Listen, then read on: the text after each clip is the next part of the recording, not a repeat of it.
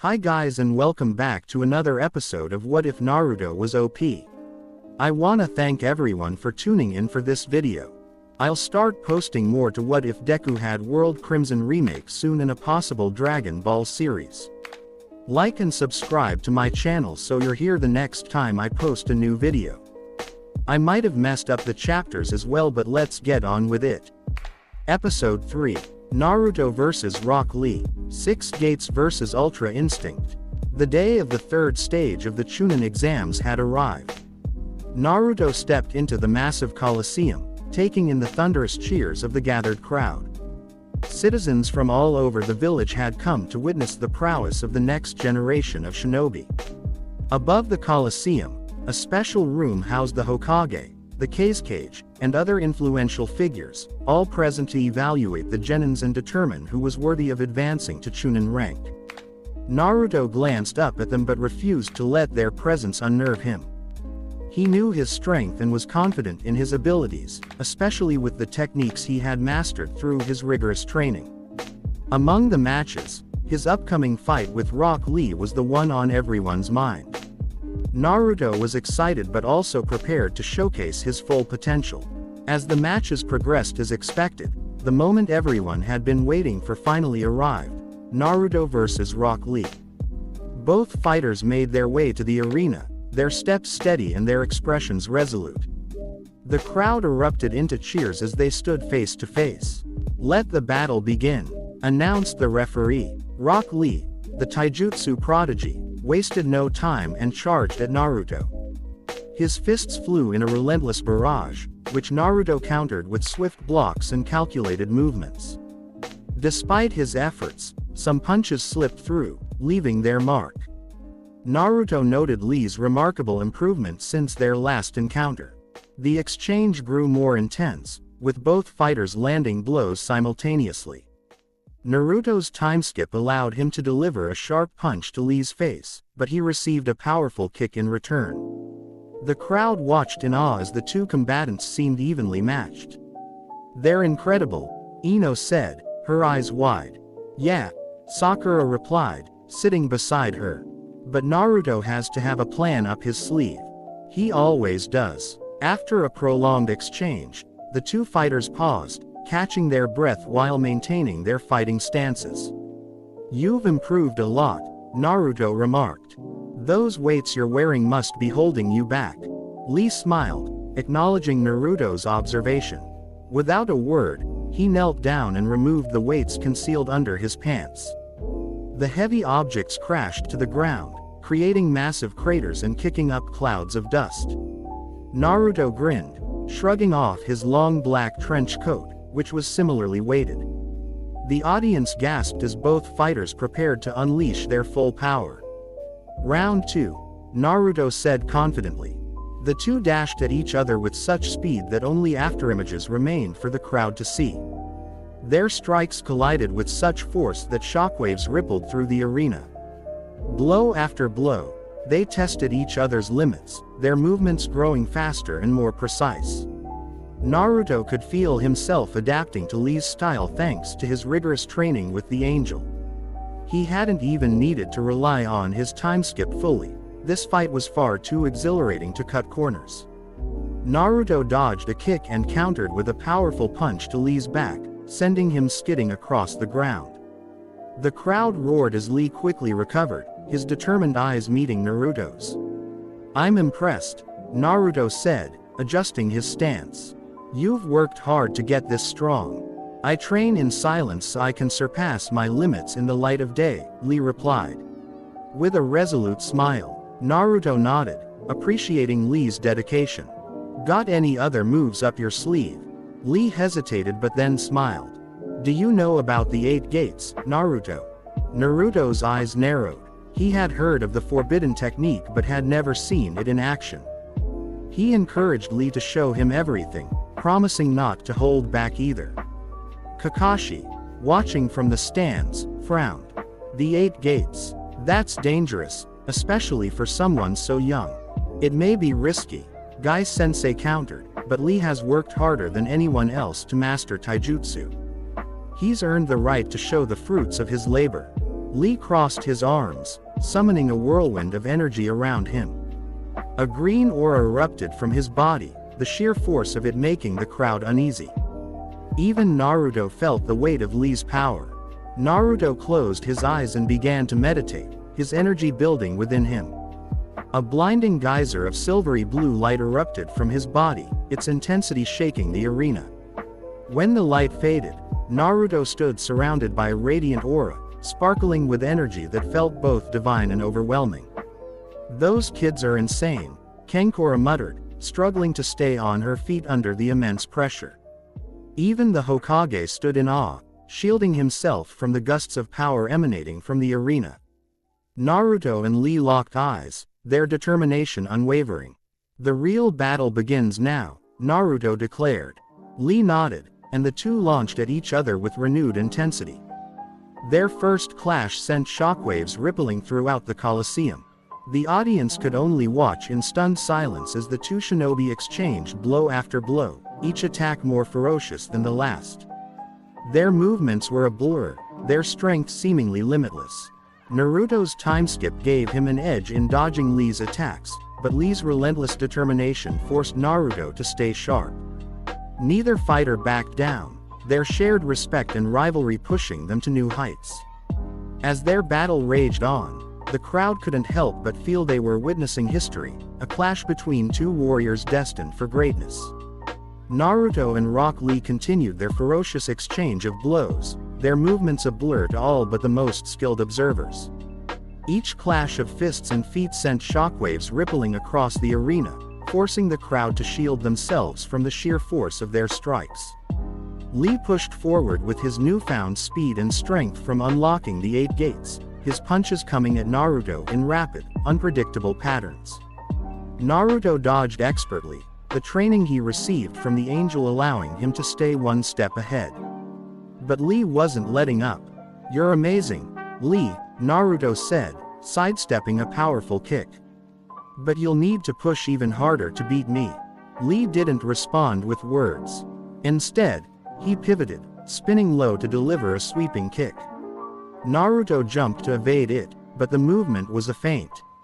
Lee was already in the air, delivering a crushing axe kick that Naruto blocked just in time, though the force drove him back several feet. Naruto grinned. "That's more like it." He surged forward, fists glowing with silvery energy as he unleashed a flurry of punches aimed at Lee's core. Lee blocked and parried, but Naruto's strength and precision began to wear him down. "Time to kick things up," Naruto said, stepping back momentarily. He extended his hand, forming a compact orb of energy crackling with bluish-purple light. The crowd gasped. "That's new," murmured Shikamaru, leaning forward in his seat. Naruto hurled the energy orb at Lee, who barely dodged it with a well-timed somersault. The orb struck the arena floor, exploding in a dazzling burst of light and leaving a deep crater. Lee's eyes widened as he realized Naruto wasn't holding back. Lee took a deep breath, his green aura flaring even brighter. "If you're going all out, Naruto, so will I." With a shout, Lee pushed deeper into the 8 gates, unlocking the 6th gate, the Gate of View. His aura intensified, crackling with raw power. The ground beneath his feet cracked under the pressure, and his speed increased exponentially. Lee closed the gap between them in an instant, landing a powerful kick to Naruto's side that sent him flying. Naruto skidded across the arena but quickly recovered, wiping blood from his lip with a grin. "That's more like it," Naruto said, his aura flaring brighter. The two clashed again, their blows now creating massive shockwaves that rattled the Colosseum's structure.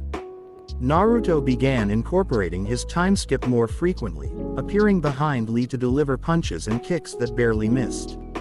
Lee, relying on his instincts and speed, countered with pinpoint strikes that forced Naruto to stay on his toes.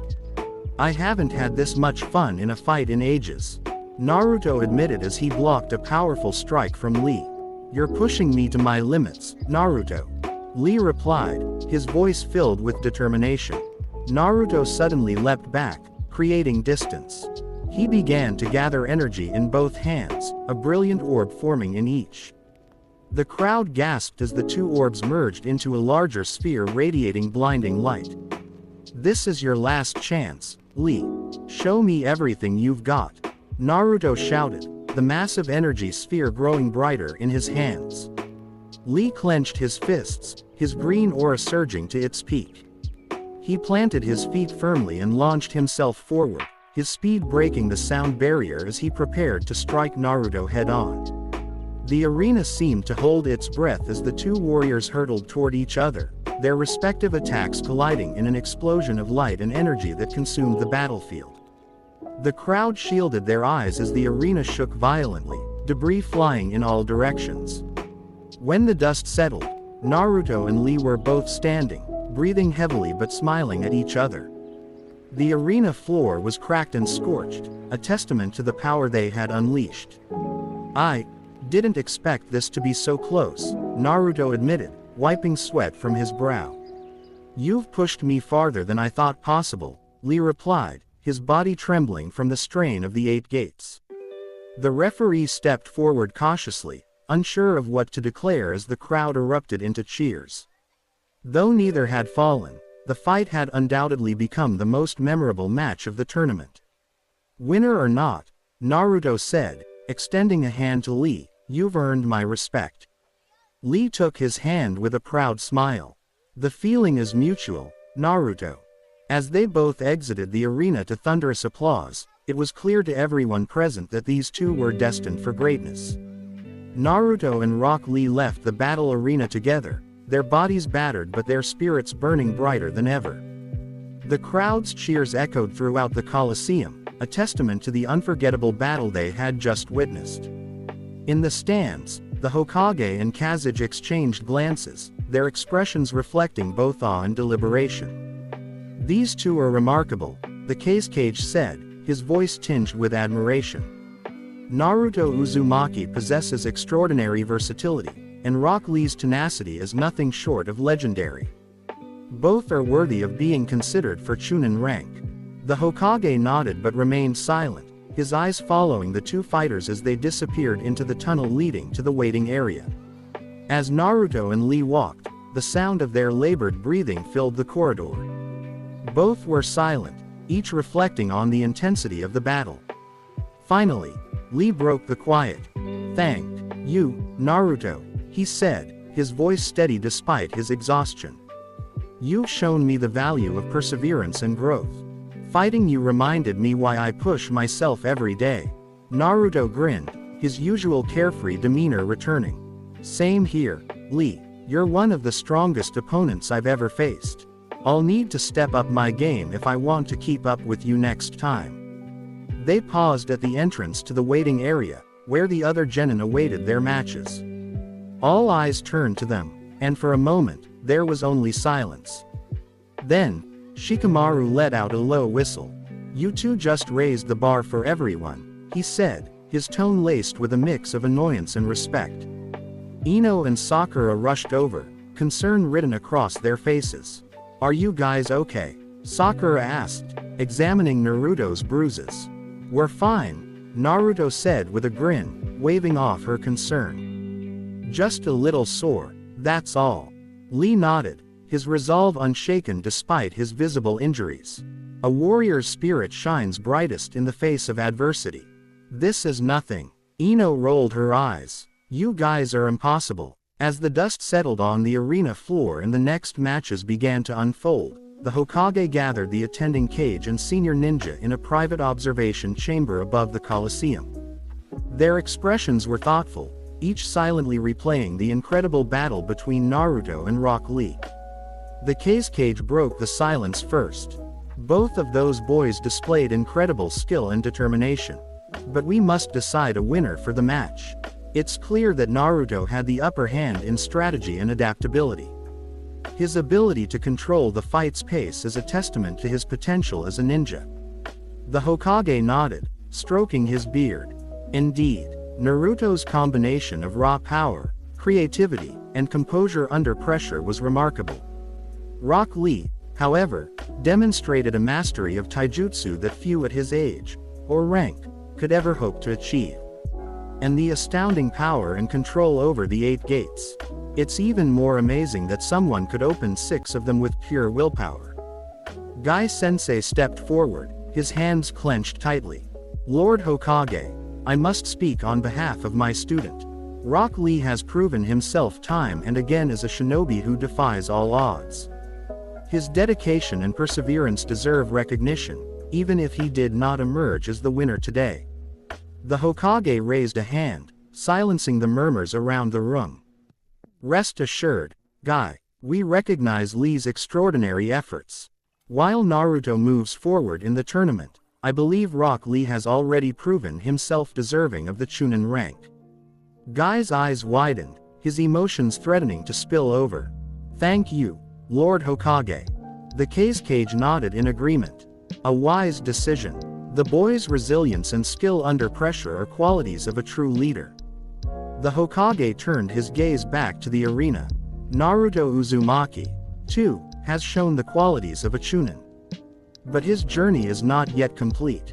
Let us see how far he can go.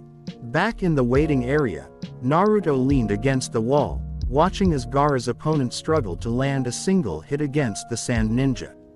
The fight was brutal and one-sided, and it reminded Naruto just how dangerous Gaara truly was. Before Naruto could dwell on it further, a messenger ninja entered the room and approached him. Naruto Uzumaki, Lord Hokage requests your presence immediately. Naruto blinked in surprise but nodded, following the messenger out of the room.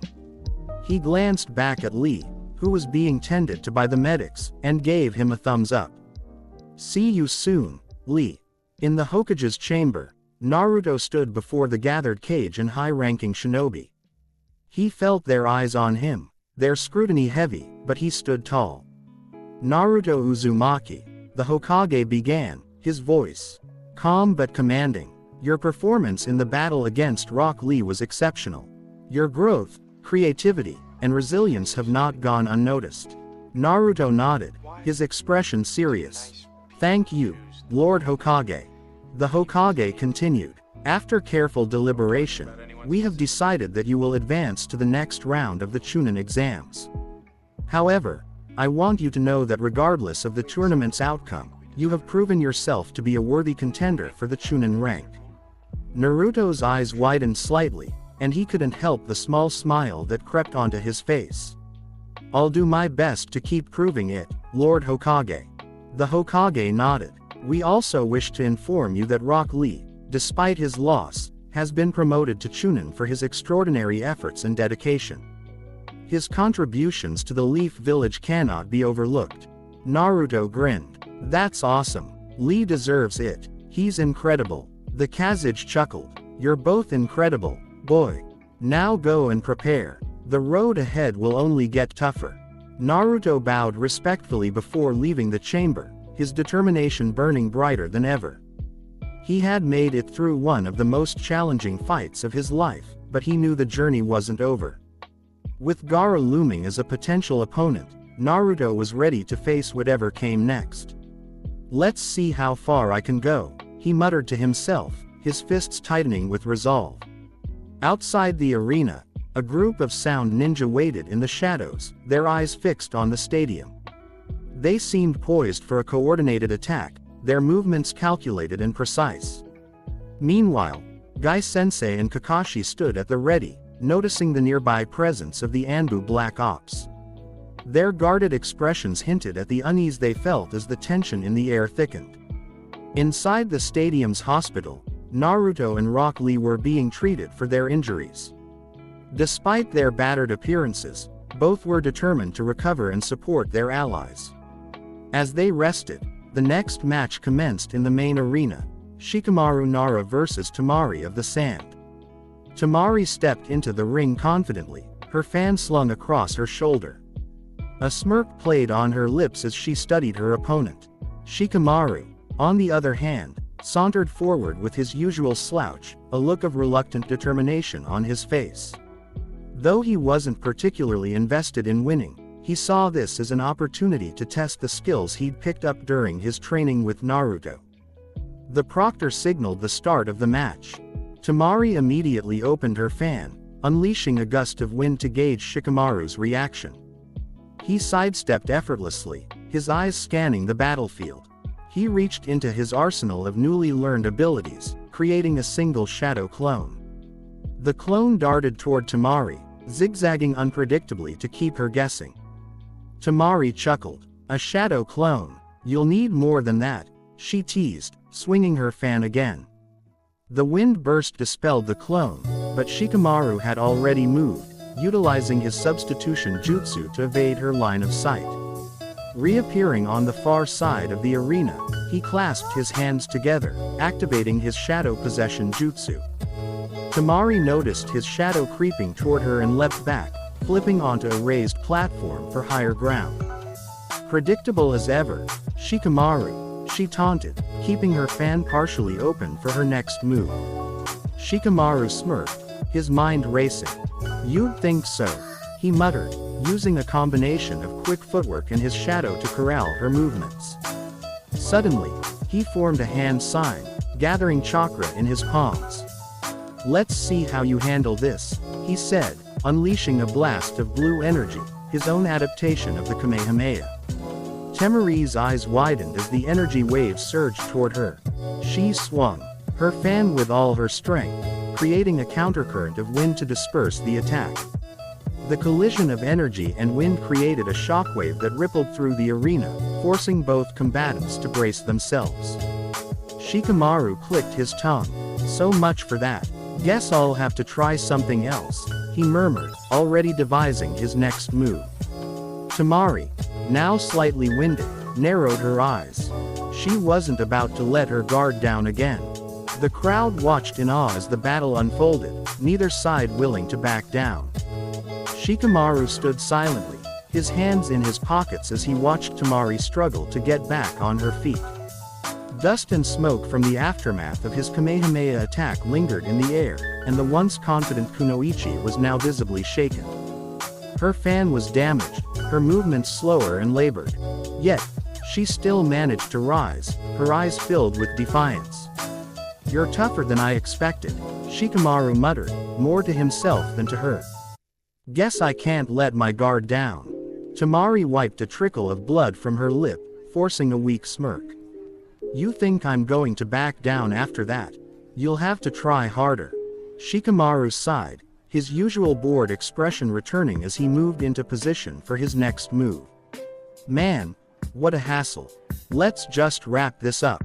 He extended his shadow toward Temari again, forcing her into a defensive stance as she tried to predict his next move. Instead of going for another energy attack, Shikamaru dashed forward, closing the gap between them. He formed a quick hand sign and extended his shadow upward to hold her in place once again. Temari gasped as her limbs froze. "You're not holding back this time, huh?" Shikamaru's eyes sharpened. His hands began glowing faintly with chakra as he prepared another finishing move. "I told myself I wasn't going to fight this hard, but guess I'll make this quick." He took a step back, cupping his hands at his side again. A now familiar energy began to gather between his palms, brighter and more intense than before. The air around him crackled with power as his chakra surged, filling the arena with an overwhelming presence. Me. The energy sphere grew larger, illuminating the battlefield as Shikamaru's voice carried over the stunned silence of the crowd. Temari gritted her teeth, unable to move, her expression a mix of frustration and awe. Even she couldn't deny the sheer force of the technique he was about to unleash. Me. Shikamaru's focus didn't waver. The ground beneath him trembled slightly as the energy built up to its peak. From the stands, Kakashi's visible eye widened in disbelief. What in the world did that kid learn during his training? Asuma leaned forward, his mouth slightly agape. Since when does Shikamaru have this kind of power? As Shikamaru took a deep breath, his hands beginning to glow with faint blue energy, his mind briefly wandered to the events of the previous day. In a clearing just outside the training grounds, Naruto stood with his arms crossed, his expression as animated as ever. "Come on, Shikamaru, you'll never know when you might need moves like these. Trust me, It's not all about strategy. You need a little flair sometimes. Shikamaru sighed, scratching the back of his neck as he lay on the grass, looking at the clouds. Why would I need anything flashy? Shadow possession is all I need. Anything beyond that is just troublesome. Naruto crouched next to him, practically glowing with enthusiasm. Yeah, you say that now, but what if you're backed into a corner? Like, imagine a situation where your jutsu's not enough, and you need to get creative. Without waiting for an answer, Naruto stood and formed a hand seal. In an instant, a puff of smoke erupted beside him, and a shadow clone appeared, giving Shikamaru a grin identical to Naruto's. Shadow clone jutsu, Naruto explained. This one's perfect for multitasking or overwhelming someone. You gotta try it. Shikamaru sat up slightly, his expression bored. I'll pass. Why bother splitting my chakra? I'd rather focus on what I'm already good at. Naruto groaned, then smirked mischievously. Okay, fine, but what about this? With a quick substitution, he swapped places with a log lying nearby, reappearing with his hands behind his head. Substitution jutsu. It's the ultimate escape move. Bet you didn't even see that coming. Shikamaru raised an eyebrow. I've seen that 100 times in the academy. And besides, I'm not exactly the runaway type. Naruto threw his hands in the air. You're impossible, you know that. Then, with a determined glint in his eye, he raised his hands into a stance. Fine, if those didn't impress you, check this out. Naruto took a deep breath, cupping his hands together. A faint blue light began to glow between them, intensifying rapidly.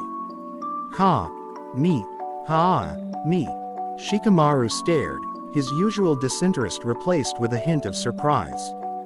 The energy in Naruto's palms grew brighter, pulsating with raw power.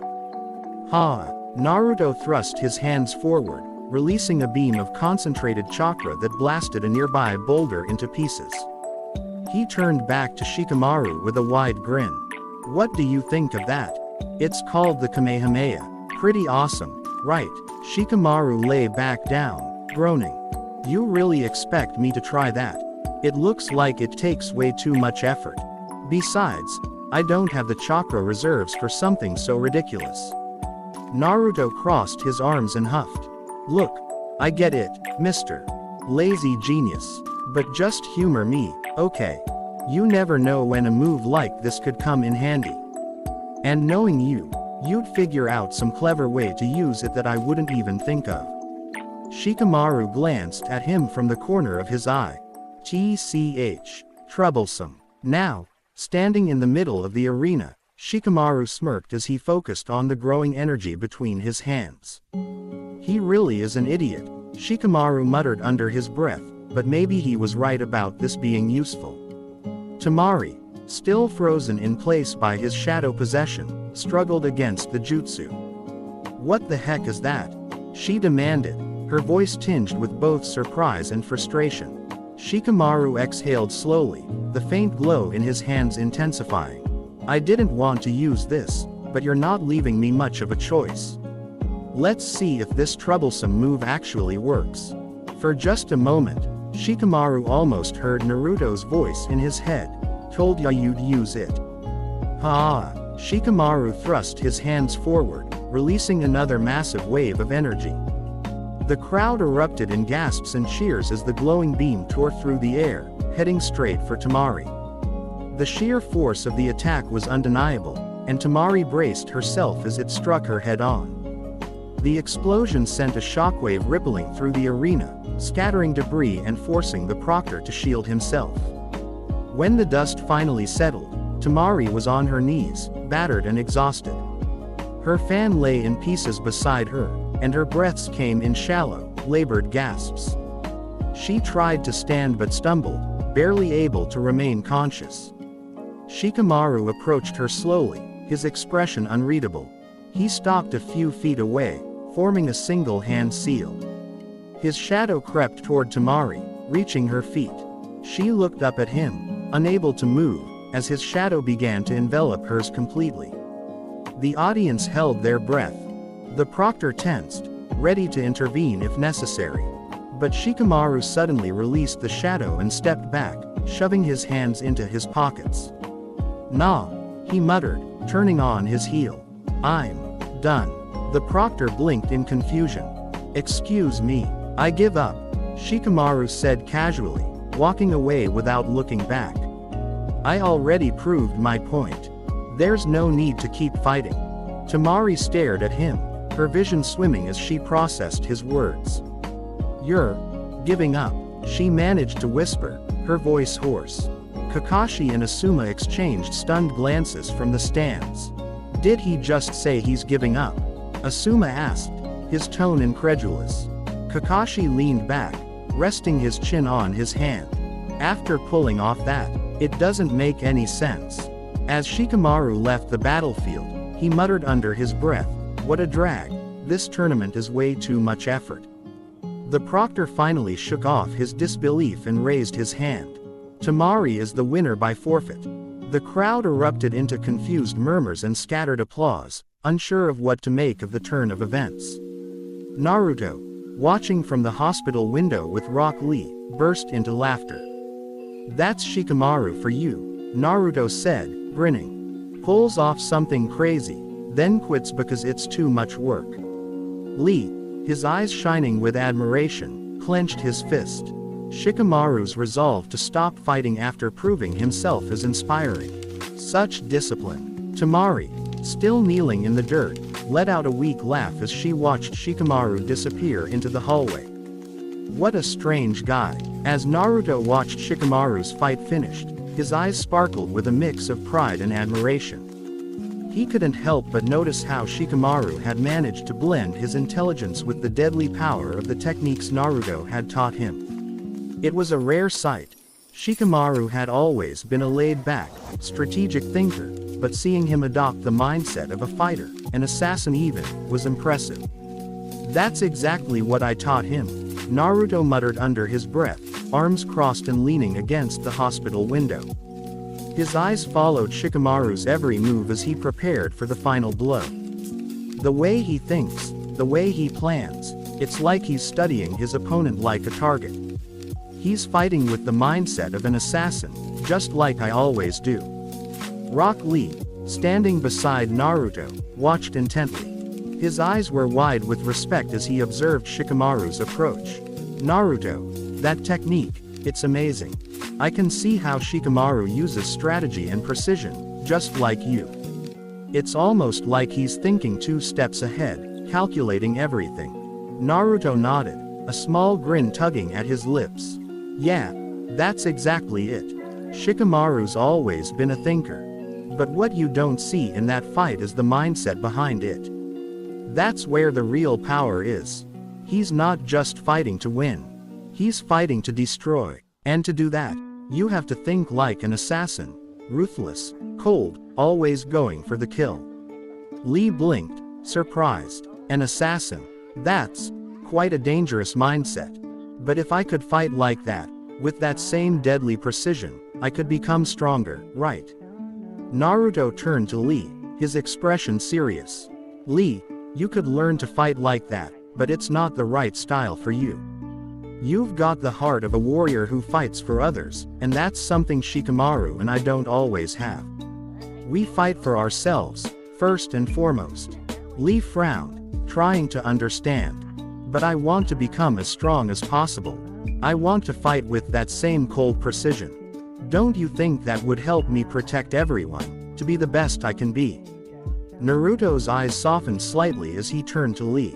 "I know you want to protect people, Lee, but you're not built like that. You fight with heart, with passion. You care too much about others. You never have the killer instinct you need to fight like an assassin, and that's a good thing. You fight for others, your teammates, your friends, because you care about them deeply. But you can't fight with a mindset like Shikamaru's or mine. We fight to destroy, to win, even if it means going to extreme lengths." Lee listened intently, his brow furrowing as he thought it over. "So, you're saying that to fight like that, I would have to give up my own heart, my compassion?" Naruto nodded, his expression becoming more somber. Exactly. I fight with the mindset that I have to destroy my opponent, no mercy. It's not about protecting or saving anyone in that moment, it's about breaking them down, taking them out, and making sure I never lose. And that's something I do for myself more than for anyone else. You, Lee, you're different. You care too much about people. Your strength comes from protecting and fighting for them, and that's what makes you a hero. You don't have to become cold or ruthless to be strong. Lee was silent for a moment, processing Naruto's words. He had always admired Naruto's strength, his resilience, and his ability to fight without hesitation. But Naruto's words struck him deeply. He wasn't sure he could ever become the cold-hearted assassin Naruto described. I see what you mean, Lee said finally, his voice filled with determination. I'll never stop caring about others, Naruto. That's who I am. But maybe I can learn from Shikamaru, from the way he uses strategy and precision, without losing myself. I'll fight for others, with everything I have. Naruto grinned, clapping Lee on the back. Exactly. You don't have to change who you are, Lee. Your strength comes from the people you care about, and that's something Shikamaru and I can never match. You're already strong in your own way, and you'll keep getting stronger, just like I did. Lee's eyes shone with resolve. I won't let you down, Naruto. I'll fight with my heart, for the people I care about. I'll become stronger, without losing who I am. Naruto gave him a thumbs up. I know you will, Lee. And when you do, you'll be a warrior that no one will ever forget. Just keep that heart of yours, alright? As the two stood there, watching the end of the match, Shikamaru's unexpected forfeit didn't faze Naruto at all. He knew that Shikamaru had already proved what he needed to. It wasn't about winning for him. It was about showing that he could push his limits and fight with the same ruthless mindset that Naruto had. But for Lee, it was about finding his own path, one that didn't require him to sacrifice his compassion or heart. Naruto and Lee shared a look of understanding. The path of strength was different for each of them, and that was exactly what made them powerful in their own way. After the intense battle between Shikamaru and Temari ended, the crowd's energy lingered in the air. The arena was still buzzing with excitement, but amidst it all, Kakashi and Guy stood together, reflecting on the fights that had come before. Their eyes were fixed not on the victory or defeat, but on the essence of what had transpired in the moments between Naruto and Rock Lee. Kakashi, ever the observer, crossed his arms and looked at Guy with a thoughtful expression. You know, Guy, watching those two fight was something else. Guy, his usual exuberance replaced by a rare, reflective calm, nodded in agreement. I know exactly what you mean, Kakashi. It wasn't just about winning for them. With Naruto and Lee, there's something deeper, something more than just the competition. They fought with pure passion. Kakashi's eye narrowed, a faint smile forming behind his mask. Yeah, they weren't concerned with who was stronger, faster, or more powerful. There was no doubt in their minds about the outcome. No hesitation, no fear of failure. They were both just present, completely immersed in the moment. It was like the fight itself was more important than any result. Guy leaned back slightly, his expression softening. Exactly. It was never about the victory or defeat. For them, it was about the journey of the fight itself. It was about learning, testing their limits, and pushing each other to be better. They understood each other in a way that goes beyond mere competition. It was a battle fueled by mutual respect and a shared desire to grow. Kakashi tilted his head slightly, his mind still processing the match. They didn't rush. There was no anger, no hatred behind their moves, just patience, hesitation, and the awareness of their own fears and doubts. It was like they were fighting to learn from each other, not to overpower or destroy the other. They embraced the vulnerability of it. They were both willing to make mistakes, willing to risk everything for the sake of the moment. Guy's voice was filled with admiration. Yes, the way they held back, yet pushed forward with such intensity, Both were afraid, in their own ways, but they didn't let it stop them. They had doubts, sure, but instead of letting those doubts cloud their judgment, they used them to fuel their determination. They didn't focus on the strength of their attacks or the speed of their movements. They focused on the connection, the understanding, between each other. Kakashi nodded slowly. That's the most impressive part. They weren't concerned with being stronger or faster than each other. They knew what they were capable of, and they just let go of all that. The fight wasn't about who was superior. It was about challenging each other, growing together, and enjoying the experience. They weren't afraid of failure because they understood that it wasn't the end. It was just another step in the process. Guy's eyes shone with a fiery passion, though tempered by deep wisdom. It's the purest form of fighting. It's not driven by ego, pride, or power. It's driven by passion. A passion to understand oneself and the opponent, to share something in the fight that can't be measured in victories or losses. That's the spirit of youth. They're not trying to prove anything, they're trying to become something more. Kakashi's lips curled into a slight grin, a rare moment of agreement between the two. They were completely focused on the moment, weren't they? It's like they were both in their element, their hearts and minds connected to the fight, with no concerns over what would come after. The outcome didn't matter because they knew the only thing that mattered was the fight itself, the challenge, the exchange, the learning. Guy let out a soft laugh, a warm, heartfelt sound that showed how much he valued the truth in what they were witnessing. And that's what makes them so strong. They don't need to compare themselves to anyone. Their strength comes from within, from the passion they have for the fight and the respect they have for each other.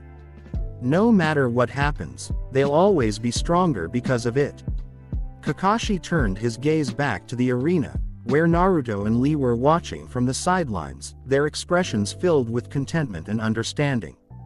Yeah, I think that's the lesson here. Strength isn't just about power or speed. It's about passion, connection, and growth. They showed us that today.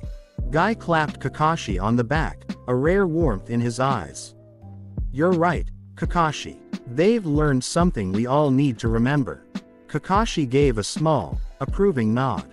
They've already learned it, and in doing so, they've become something more than just competitors. They've become true warriors, fighting not to win, but to grow.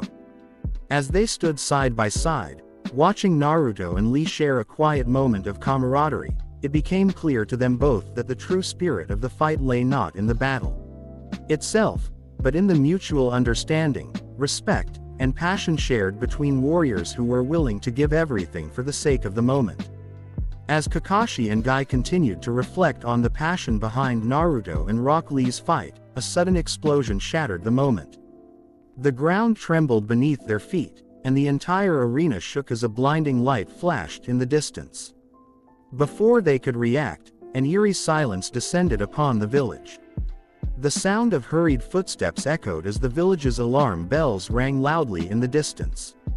Kakashi's Sharingan flickered to life as he instinctively scanned the area. Guy's expression immediately hardened, his muscles tensing as the calm demeanor that had defined their conversation melted away. In an instant, the figure of the Cage, Gaara's father, appeared in the sky, hovering above the Hokage's mansion, his sand swirling ominously around him. His voice, cold and commanding, rang out as he held the Hokage hostage, his grip tightening around the elderly leader's throat. "Hokage-sama," the Cage called out, his voice filled with menace, "Your reign ends today." The village falls to the wind. Around them, the sky darkened. Flowers, delicate petals, began to swirl down from the heavens, but there was something unnatural about them. They weren't falling as they should have, but rather, they seemed to be part of a carefully orchestrated illusion. As the petals touched the ground, they disintegrated into a fine mist that seemed to carry with it a strange, entrancing scent.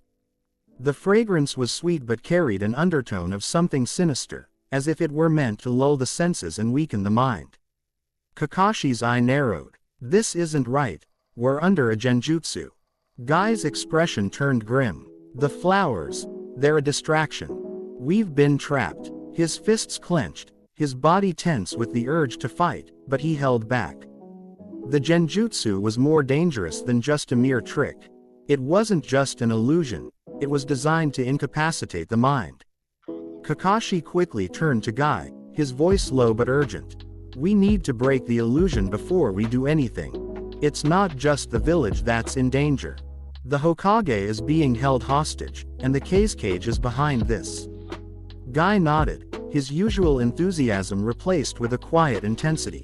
We'll handle the genjutsu. Let's go, Kakashi. As the two prepared to fight, the sound ninjas began to appear from every corner of the village. Their movements were swift and calculated, and each one seemed to be under the influence of the genjutsu as well. Their mission was clear: take down anyone who stood in their way, and create chaos to ensure their victory. Above them, the cage's voice rang out again, this time with a sense of finality. The time of your village's peace is over. The wind will wash away all that you have built. Kakashi and Guy exchanged a look. They knew what had to be done. Breaking the genjutsu was only the beginning. The battle ahead would be fierce, and they needed to act quickly. But even as they readied themselves, the wind picked up, and the flowers seemed to multiply. Each one was like a silent, deceptive weapon, carrying with it the scent of the genjutsu, further clouding their senses. They had to stay focused, or risk being trapped by the illusion completely. Kakashi's voice was steady as he spoke. We'll face this together, Guy. No one gets left behind. Guy's eyes sparkled with determination. Together, as always. With that, they rushed forward, breaking through the genjutsu's hold on them, their minds focused on the task at hand. Rescuing the Hokage, protecting the village, and taking down the cage and his forces.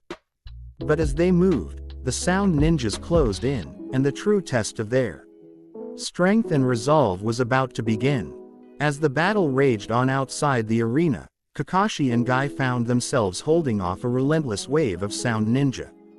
The chaotic noise of clashing steel and explosions filled the air, and both Jonin were fully focused on protecting the outer perimeter. Kakashi's Sharingan scanned the area as he expertly countered an incoming attack, while Guy sent another group of attackers flying with a powerful whirlwind kick. Kakashi, we can't keep this up forever, Guy called out, his voice calm despite the pressure. We need reinforcements, and fast.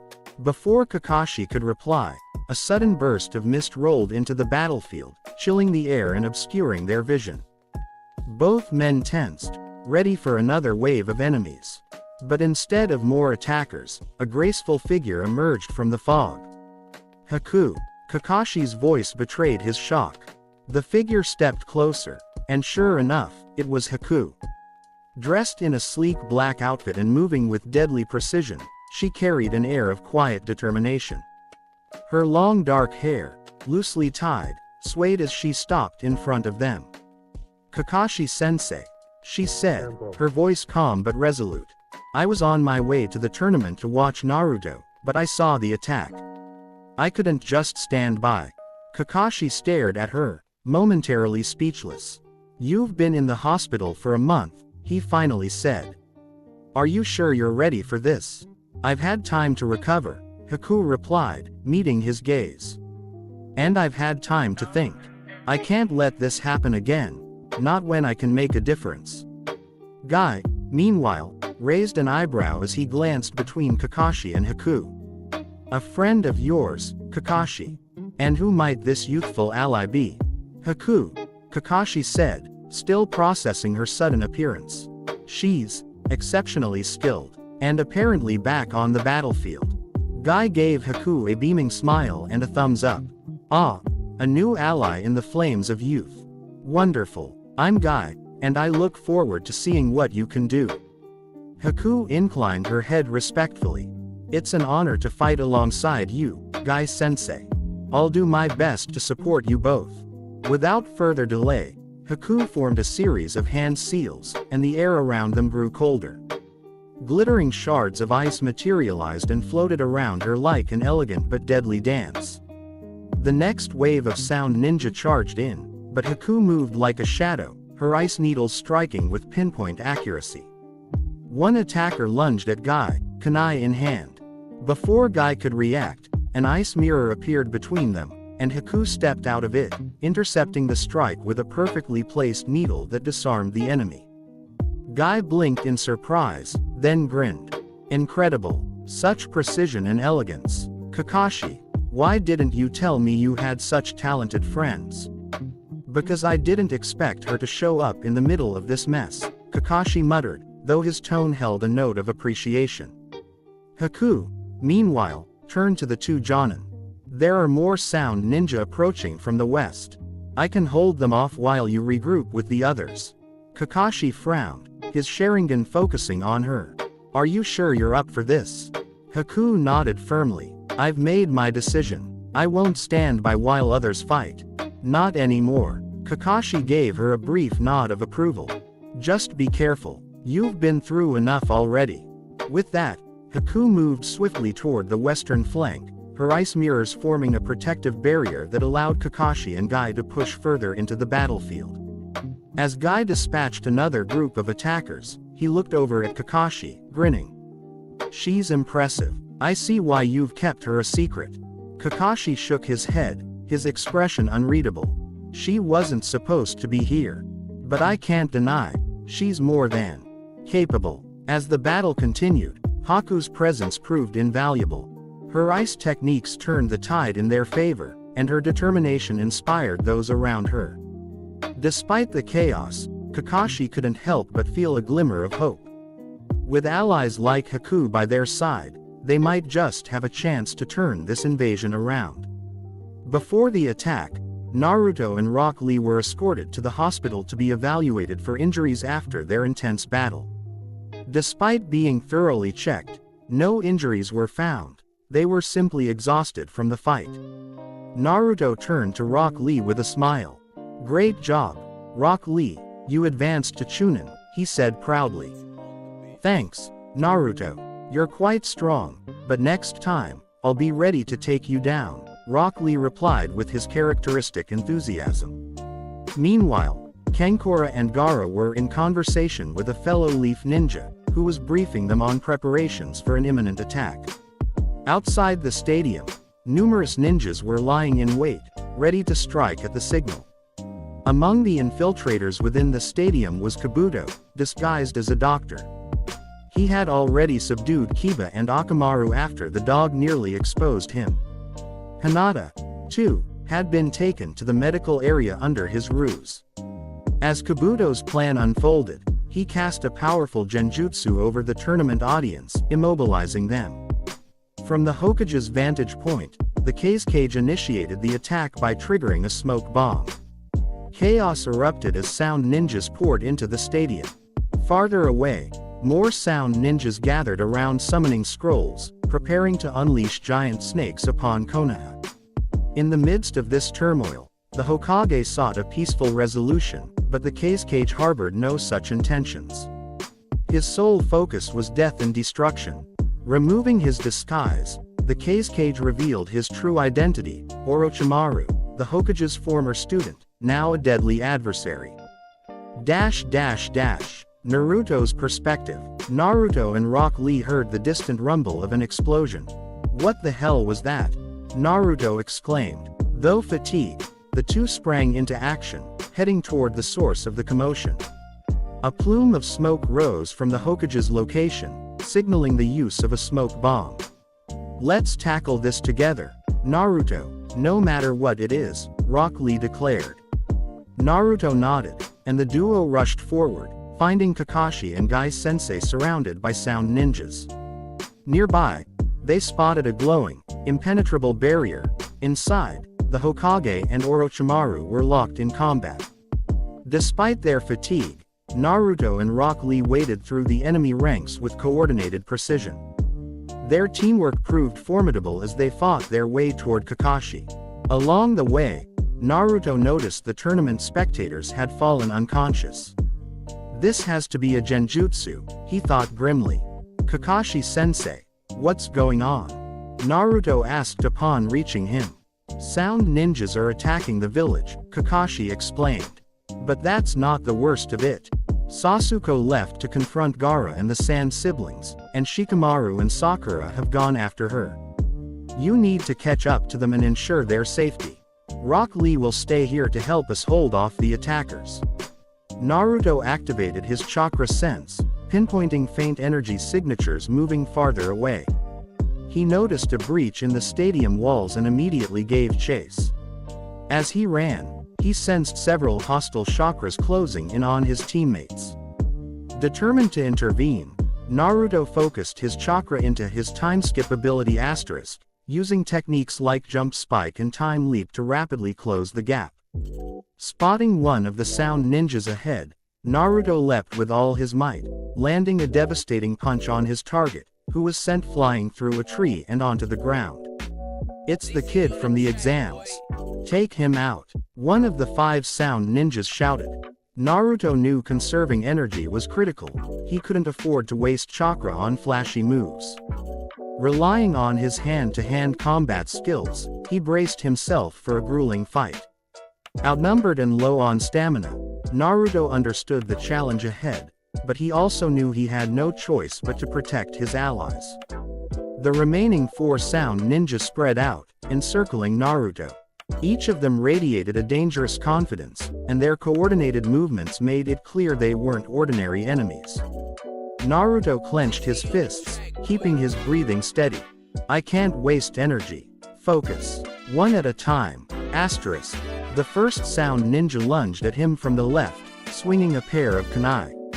Naruto sidestepped, narrowly avoiding the blades, and countered with a swift kick. The ninja blocked with their arm, the impact sending a jolt up Naruto's leg. Before he could follow up, another ninja rushed him from behind, forcing Naruto to twist mid-step to avoid a sharp jab to his ribs. As he turned, a third enemy dashed forward, their hands glowing with crackling chakra. They thrust a palm strike at his chest, and though Naruto managed to block with his forearm, the force of the attack sent him skidding back. His arm throbbed from the blow. "TCH," he muttered, shaking off the pain. "They're good. Too good to take on all at once." Asterisk. The 4th ninja seized the opportunity to attack from above, leaping high and hurling a flurry of shuriken infused with chakra. Naruto dove into a roll, barely avoiding the projectiles as they embedded into the ground with small explosions. "You're outmatched, kid," one of the sound ninja taunted, their voice dripping with mockery. Naruto ignored the comment, focusing on his opponent's movements. He dashed toward the closest one, weaving past another kunai slash and landing a punch to their stomach.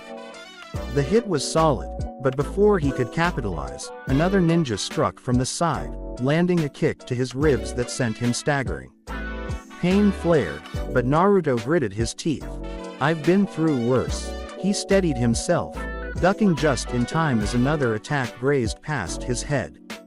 The sound ninja didn't let up, their relentless teamwork forcing Naruto onto the defensive. Every time he blocked or dodged, another attack came from a different angle. His breathing grew heavier, and his muscles began to ache. "Is this all the kid from the exams has?" One sneered. Naruto's eyes narrowed. He could feel his energy draining, but he wasn't going to give up. Clenching his fists tighter, he prepared for the next assault, determined to find an opening, even if it meant taking a hit to turn the tide. With Kurama's chakra coursing through him, Naruto moved like a blur, his senses heightened and his strength renewed. The sound ninja, momentarily taken aback by the surge of power, quickly regained their composure, but they weren't fast enough to stop him. Naruto launched himself at the closest ninja, a blur of motion as he landed a swift, powerful punch to the enemy's chest. The impact sent the ninja flying back, crashing into the ground with a heavy thud. Before they could recover, Naruto was already moving again, spinning to intercept another attacker.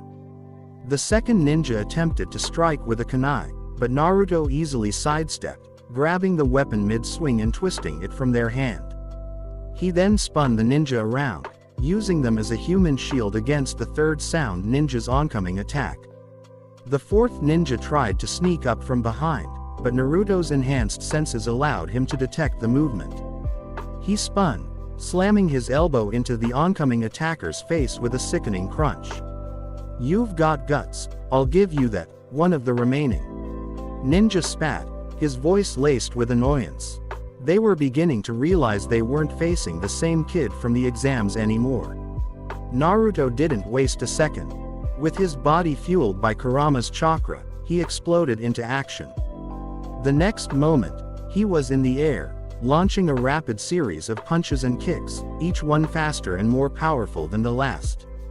The first ninja he knocked away tried to recover, but Naruto was already on them, grabbing them by the arm and tossing them into another group of trees. The remaining three sound ninja attempted to regroup, but Naruto wasn't about to let them. He dashed forward with incredible speed, his chakra-infused movements leaving afterimages in his wake. The third ninja tried to throw a massive barrage of shuriken, but Naruto slipped through them effortlessly, moving like a shadow. Before the ninja could react, Naruto was upon them. He grabbed the ninja by the collar and slammed them into the ground with a bone-jarring impact.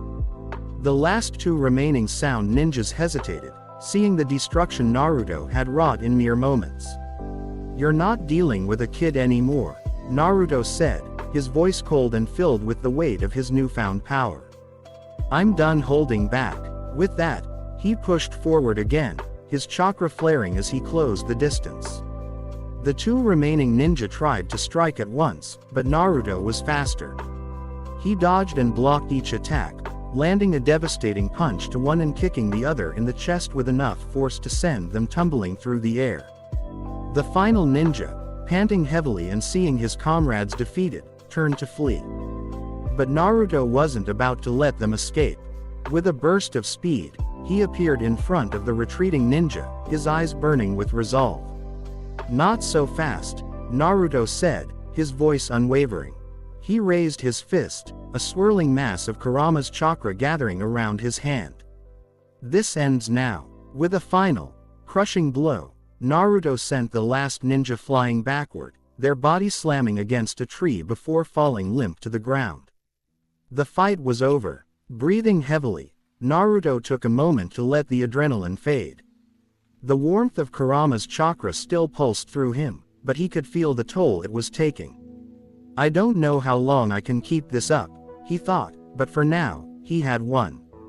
He turned back toward his allies he sensed in a distance, knowing that his hard-fought victory had ensured their safety, for the moment.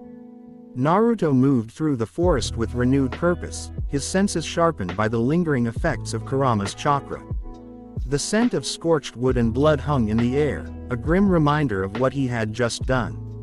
Yet his focus was on catching up to Shikamaru, Sakura, and Sasuke. They were counting on him. As he leapt from branch to branch, Naruto's thoughts drifted to the power that had surged through him. Kurama's chakra had been a double-edged sword, giving him the strength to crush his enemies but also pulling him into a darker, more violent state of mind.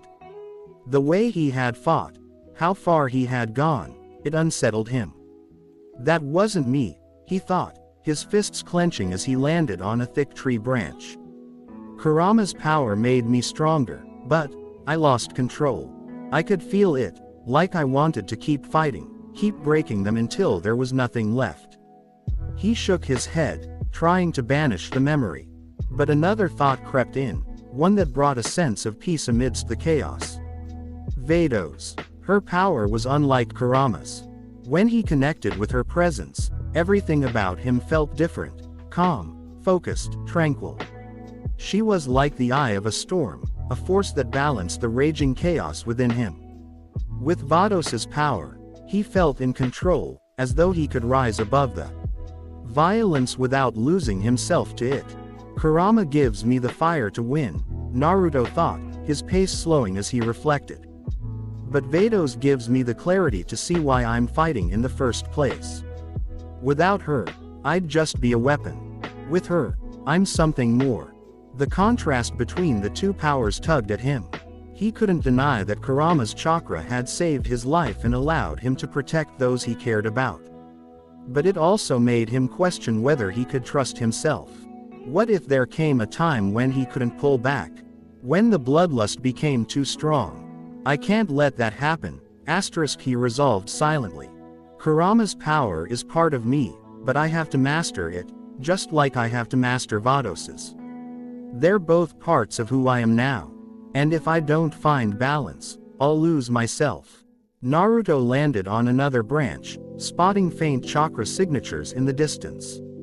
Shikamaru, Sakura, and Sasuke were up ahead, holding their position. Relief washed over him as he picked up his pace. They're okay, he thought, a small smile breaking through his serious expression. But as he moved closer, he clenched his fists again, his determination hardening. No more losing control, no more letting the power decide who I am. I'm going to fight my way, calm, focused, and strong.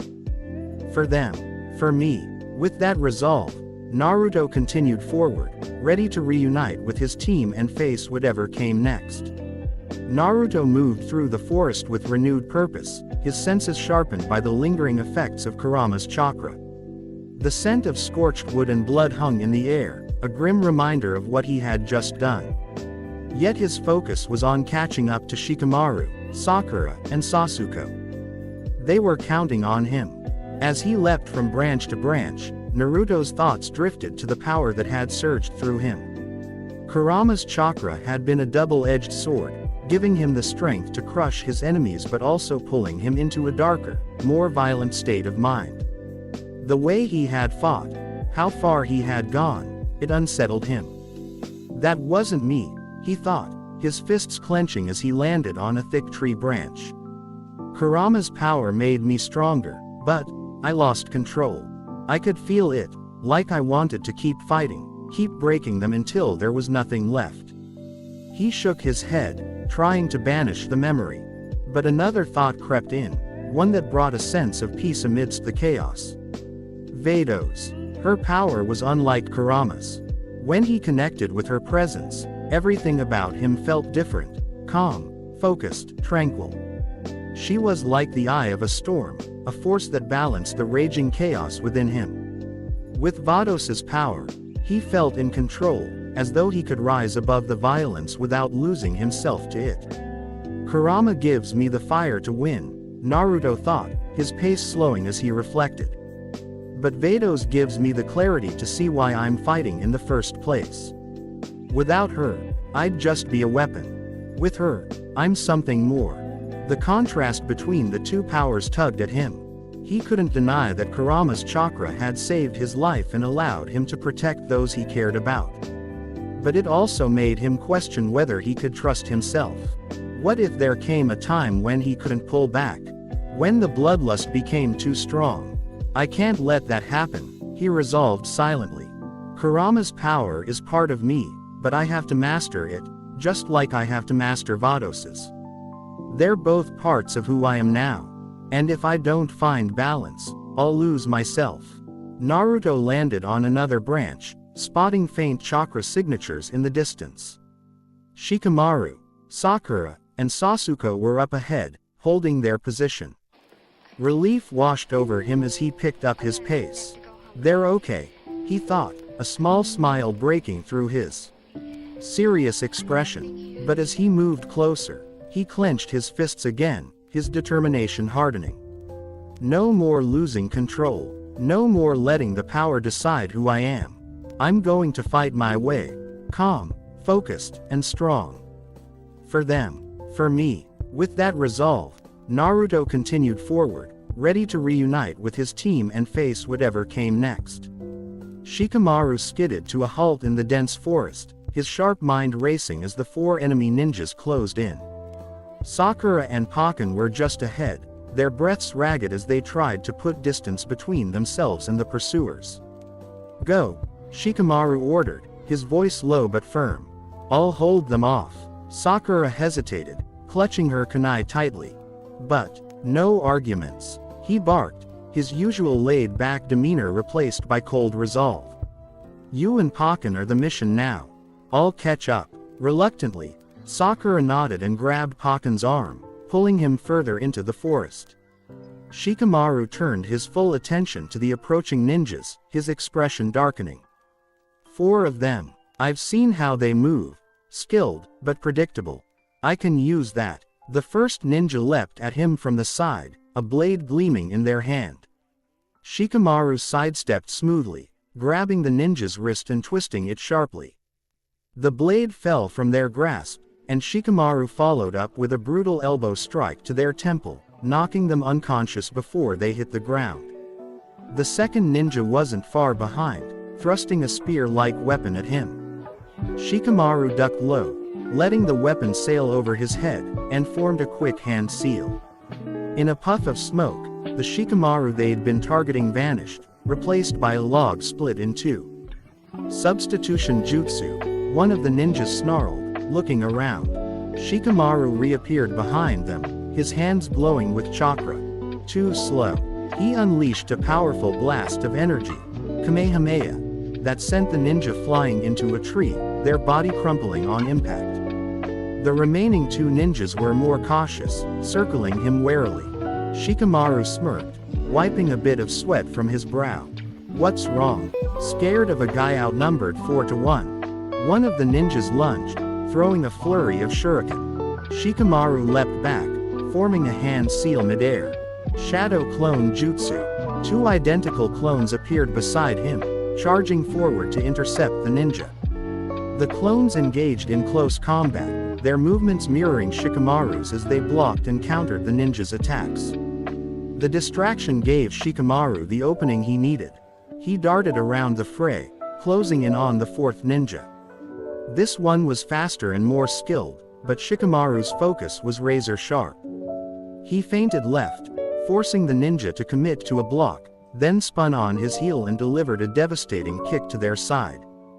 The ninja stumbled, and Shikamaru pressed the advantage, grappling them into a chokehold. With a sharp twist, the ninja fell limp. The last remaining enemy, seeing their comrades defeated, hesitated. Shikamaru didn't give them time to reconsider. He surged forward, using a combination of punches and kicks to overwhelm them. A final strike to the throat sent the ninja collapsing to the ground, gasping for air. Shikamaru stood amidst the fallen enemies, his breath heavy but controlled. His mind was already on the next step. Sakura and Pakken should be far enough away by now. He glanced at his hands, the faint glow of chakra from the Kamehameha still fading. Naruto really knows how to pass on weird techniques, he muttered, a small grin breaking through his serious expression. Turning back toward the forest, Shikamaru took off in the direction of his teammates. This isn't over yet, he thought grimly. But at least they'll be safe. Sasuko dashed through the thick forest, her Sharingan blazing as she finally caught sight of Gaara, Kankura, and Temari. The 3 sand kunoichi stood in a clearing, their expressions unreadable but tense. Gaara stepped forward, her piercing eyes locking onto Sasuko with a mixture of curiosity and bloodlust.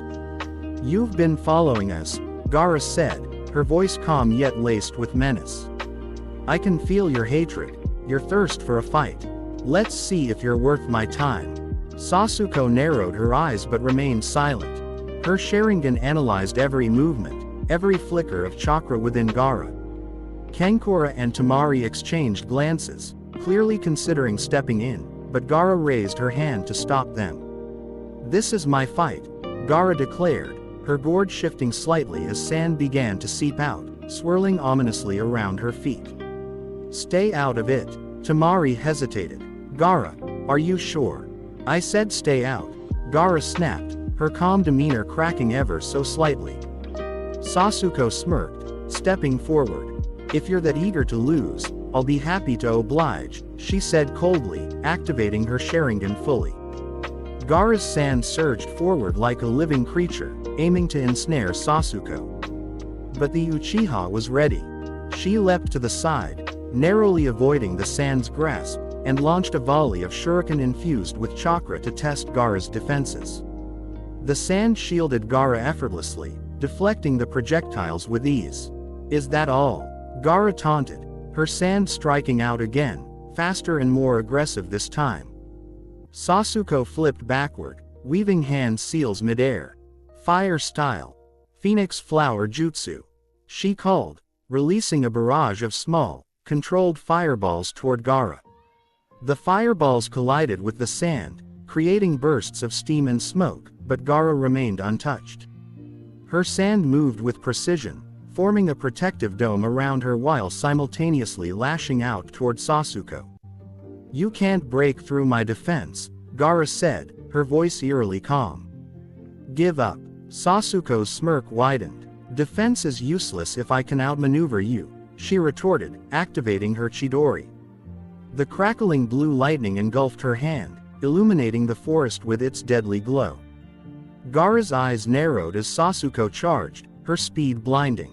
The Chidori tore through the sand shield, forcing Gaara to leap back for the first time.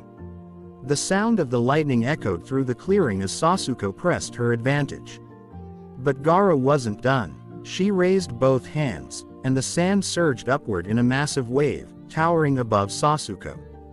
"Let's see if you can outrun this," Gaara yelled, her voice filled with murderous intent. Sasuke's Sharingan analyzed the movement in an instant. She darted forward, weaving through the collapsing sand like water slipping through cracks. Her Chidori flared brighter as she aimed for Gaara's exposed position. Just as the lightning was about to strike, Gaara's expression twisted into a savage grin. "You fell for it," she whispered. The sand beneath Sasuke's feet shifted, wrapping around her ankles and pulling her downward. The Chidori fizzled out as Sasuke struggled against the grip, but the sand tightened mercilessly. Gaara raised a hand, preparing to crush Sasuke where she stood. "You're strong, but not strong enough," she said coldly. Sasuke's Sharingan spun wildly, and she smirked despite her predicament. "Don't underestimate me," she said, her voice calm but defiant. In a flash, a substitution jutsu activated, and a log took Sasuke's place just as Gaara's sand crushed it into splinters. Sasuke reappeared a few meters away, her breathing heavy but her determination unwavering. "Not bad," Gaara admitted, her tone begrudgingly respectful. "But this fight is far from over." Sasuke wiped a bit of sweat from her brow, her Sharingan gleaming. "You're right," she said, her voice steady. "I haven't even started yet." The two kunoichi stared each other down, the forest crackling with tension as they prepared for the next round of their battle. Sasuke darted forward, her Sharingan focusing intently on Gaara's every movement. The fight had been brutal and relentless, but Sasuke had finally found an opening. With a precise strike, her kunai slashed through Gaara's sand defense and grazed her cheek, drawing a thin line of blood. The effect was immediate. Gaara froze, her hand trembling as it reached up to touch the crimson streak on her pale skin. Her wide eyes locked onto the blood staining her fingertips, and her breath hitched. "No, no," Gaara whispered, her voice shaking. "It's happening again." Sasuke stepped back cautiously, her Sharingan picking up on the sudden surge of chakra radiating from Gaara. The sand around Gaara began to thrash wildly, no longer controlled but erratic and dangerous. Gaara clutched her head, her body trembling as she stumbled backward. Mother, they're trying to hurt me again," she muttered, her voice rising in panic. Sasuke's eyes narrowed. "She's losing it.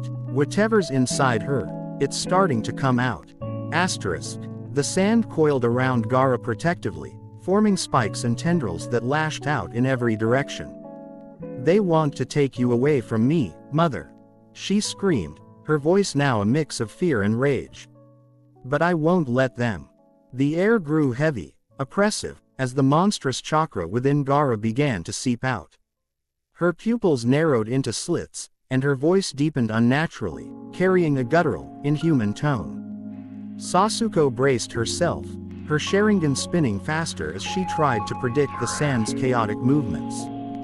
"Gaara, snap out of it," she shouted, hoping to reach the girl buried beneath the rage. But Gaara was beyond reason. Her body began to transform, patches of sand hardening into monstrous features, claws, jagged teeth, and an eerie golden eye forming on her shoulder. "You can't hurt me," Gaara growled, her voice now fully possessed. I'll kill you. Just like I've killed everyone else who tried. Sasuke gritted her teeth, her kunai at the ready. This isn't just a fight anymore, it's survival. Asterisk. The sand lunged at her with terrifying speed, forcing Sasuke to leap and dodge with everything she had. She managed to avoid the initial onslaught, but the sheer power of Gaara's attacks was overwhelming. Each movement of the sand gouged deep trenches into the earth, splintering trees and shaking the ground. Gaara's manic laughter echoed through the clearing as she spoke to the unseen presence of her mother. See, mother, she's afraid, she's weak, just like the others. Sasuke's mind raced. I have to end this quickly, or that thing inside her will completely take over. Asterisk. Summoning her remaining chakra, Sasuke weaved hand seals. Fire style. Dragon flame jutsu. She shouted, unleashing a torrent of flames that scorched through the sand barrier and momentarily engulfed Gaara. For a brief moment, Gaara's screams echoed through the flames, but when the fire cleared, she stood there, untouched, her monstrous transformation more complete. Her twisted grin was inhuman, her voice a mix of hers and the beast's. You'll die for that. Sasuke clenched her fists, her Sharingan gleaming with determination. Not before I take you down first. The battle wasn't just against Gaara anymore. It was against the monster inside her, and Sasuke knew she'd have to give everything she had to stop it.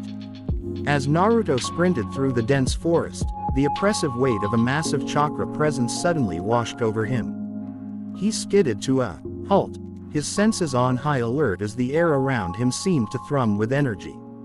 What the hell is that? Naruto muttered to himself, his eyes narrowing as he scanned the horizon. The chakra was enormous, chaotic, and radiating pure malice. It felt suffocating, like a storm brewing just ahead. Naruto's fists clenched as Kurama stirred within him, the fox's deep voice rumbling in his mind. That's not normal human chakra, Kurama growled. It's something darker, more primal. Be careful, Naruto. That's the kind of power that can tear you apart if you're not ready. Naruto swallowed hard but forced himself to calm down. His training with Vados had taught him to focus in moments like this, to push aside fear and assess the situation. Yeah, I feel it too, Naruto replied aloud, his voice steady despite the tension in his chest. But I can't just ignore it. My friends are out there. Without hesitation, Naruto pushed forward, the heavy chakra growing stronger with every step. The forest seemed to darken as he approached, the trees swaying as though the very ground was trembling beneath the weight of the energy. It wasn't long before he saw a familiar figure ahead, Shikamaru, leaning against a tree with his hands on his knees, catching his breath. Shikamaru, Naruto called, relief flooding his voice as he landed beside his friend. Are you okay? Shikamaru looked up, his face pale but composed. I'm fine, but you felt that, didn't you? Naruto nodded grimly. Yeah, it's huge, way bigger than anything we've faced so far. Shikamaru straightened, his sharp mind already working. It's coming from up ahead. I sent Sakura and Pakken on a different route, but Sasuke might have run straight into it. Naruto's eyes widened. Sasuke's out there, alone. Knowing her, she'd want to face whatever this is head on, Shikamaru said with a sigh. We need to move, now. Naruto clenched his fists, his resolve hardening. Then let's go. I don't care how big that chakra is, we're not leaving her to face it alone. The two took off together, their pace quick and determined. As they closed in on the source of the overwhelming chakra, Naruto couldn't shake the ominous feeling in the pit of his stomach. Whatever was ahead, it wasn't just a normal enemy. But that didn't matter. Naruto's team needed him, and he'd be damned if he let them down. As the battle raged on, Sakura arrived on the scene, breathless but determined to help Sasuke. However, before she could make a move, a tidal wave of sand shot toward her. It coiled around her like a snake, pinning her arms to her sides. Sasuke! Sakura screamed, struggling desperately, but Gaara's grip tightened. The sand squeezed her body mercilessly, forcing the air from her lungs until she slumped forward, unconscious. Hakan leapt in to defend her, barking furiously, but Gaara swatted the dog aside with a brutal surge of sand, sending him flying into a nearby tree. Hakan hit the ground hard, unmoving. Gaara's distorted laughter echoed through the clearing, her monstrous half-transformed face twisted with fury and malice. "Is this the best you can do, Uchiha?" she sneered, glaring down at Sasuke. "You can't even protect your comrades. How pathetic." Sasuke gritted her teeth, her Sharingan spinning wildly as she struggled to maintain her composure. Gaara's words cut deep, but it was her overwhelming presence that made Sasuke's heart pound with fear. "You're nothing but a coward," Gaara continued, her voice dripping with venom. "You talk of strength, of vengeance, but you're afraid. Afraid to do what's necessary. Afraid to overthrow the purpose we were both born into. I kill to live, and you, what do you have, Sasuke?" "Nothing." Sasuke staggered back, her breathing labored as Gaara's words pierced through her defenses. Memories of her brother Itachi flooded her mind. His cold, emotionless eyes as he left her alive that night, the only survivor of their clan. "Why did he let me live?" she thought, her body trembling. The answer burned into her mind like a brand: "Because I am an avenger. That's my purpose." Sasuke's fear began to wane, replaced by a cold, fiery resolve. She locked eyes with Gaara, her Sharingan gleaming brighter. "I'm not afraid of you," Sasuke said, her voice low but firm. "And I'll prove it." Gaara grinned, the monstrous Shukaku features fully taking over half her face. "Prove it, then. Show me you're not a coward. Show me your strength, if you have any left." Sasuke shifted into a fighting stance, the weight of her purpose anchoring her resolve. She wasn't just fighting for herself now. She was fighting for Sakura, for Pakken, and to prove that she would never be the weak, frightened girl her brother had left behind. "This is my fight," she thought, her Sharingan blazing as she prepared to face the monstrous Gaara once more. Without waiting for Gaara to respond, Sasuke charged forward, her movements a blur as she pushed herself beyond her limits. This wasn't just about survival anymore. This was about proving her strength, not only to Gaara but to herself and the memory of her brother. She replayed her purpose in her mind, a mantra that burned into her soul: "I am an avenger, and I will avenge and rebuild my clan." Lightning crackled in her palm as she prepared a Chidori, her gaze locked onto Gaara. Sasuke's intent was clear: she was ready to end this battle. But just as she closed the distance, a voice cut through the chaos. "Stand down, Sasuke. You have no chance." Naruto's voice rang out as he and Shikamaru arrived, landing near the battered Uchiha. Naruto's expression was grim as he quickly assessed the situation. Gaara stood menacingly, her monstrous form towering and radiating raw, unhinged power. "Sasuke, we're here to help," Naruto said firmly, his tone leaving no room for argument. "She's out of control," Shikamaru observed, his sharp eyes noting Gaara's erratic movements. "We'll either have to take her down or find a way to wake her up." Naruto nodded, his determination unwavering. "Let's end this quickly. How about we charge and hit her with a dual Kamehameha?" Shikamaru suggested, already forming a strategy. "I like it," Naruto agreed.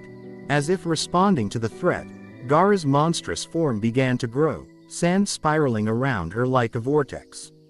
Her body expanded, morphing into a giant sand creature, her laughter echoing ominously. "All of you will die," Gaara roared, her voice distorted. "I'll kill you all, starting with you, Naruto. Your so-called strength is meaningless. Your friend already failed so many times. What makes you think you can make a difference?" Naruto clenched his fists, feeling the weight of Kurama stirring within him. The nine tails stirred uneasily, realizing the creature before them wasn't just a monster, it was another kind of beast entirely. Before Naruto could respond, sand tendrils lashed out toward him and Shikamaru. They dodged swiftly, hurling kunai at the monster, but its hardened exterior absorbed the attacks with ease. The giant sand creature retaliated, spitting the kunai back with terrifying force. Naruto, thinking fast, flung another kunai to deflect the incoming barrage. The weapons clanged in midair before scattering harmlessly into the trees. Gaara roared in frustration, her monstrous form clawing down trees in search of her prey. But as her claws tore through the foliage, a voice rang out behind her. "Over here, you freak." The creature turned, just in time to see Naruto and Shikamaru charging at her, blue energy glowing in their cupped hands. Ha! Together, they unleashed a dual Kamehameha, the powerful beams of energy ripping through the air and slamming into Gaara's monstrous form. The impact was catastrophic, shattering the sand construct and sending Gaara flying off its head. She landed hard, unconscious but alive. Naruto rushed forward, aiming a powerful punch at Gaara's head to end the fight once and for all. But before his attack could land, a projectile shot toward him, colliding with his body and releasing a burst of purple smoke. Naruto inhaled the fumes and staggered, his strength failing him. "Naruto!" Shikamaru shouted, sprinting to catch his falling comrade. He checked Naruto's vitals and found him breathing but unconscious. A sharp piece of tree bark had pierced through Naruto's back, his injuries severe. The tree bark exited through his chest. "You'll regret this," Kankora's voice said coldly as she stepped forward, her large wooden puppet looming behind her. "That smoke contained a poison that disables movement. He won't be able to fight now." Before Shikamaru could retaliate, Kankora picked up Gaara's limp body, Tamari appearing beside her. The two Sand Kunoichi moved quickly, retreating with their injured sibling. Fury boiled in Shikamaru as he cupped his hands, charging another Kamehameha. This one crackled with electricity, far more powerful than before. He aimed it at the retreating enemies, ready to unleash it. "Shikamaru, what are you doing?" Sasuke shouted angrily. "You're letting them get away." Shikamaru hesitated, lowering his hands. "Yeah, but Naruto needs a hospital, now. He's in bad shape," he said, his voice laced with urgency. Hakken, Kakashi's canine summon, limped over, his body battered but functional. "Let's not waste time. We need to move," the dog urged. Reluctantly, Sasuke and Sakura followed as Shikamaru carefully lifted Naruto's limp body. Sakura, despite her own injuries, kept pace, her eyes darting anxiously toward Naruto.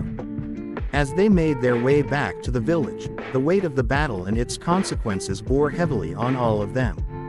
For now, survival was the only victory they could claim.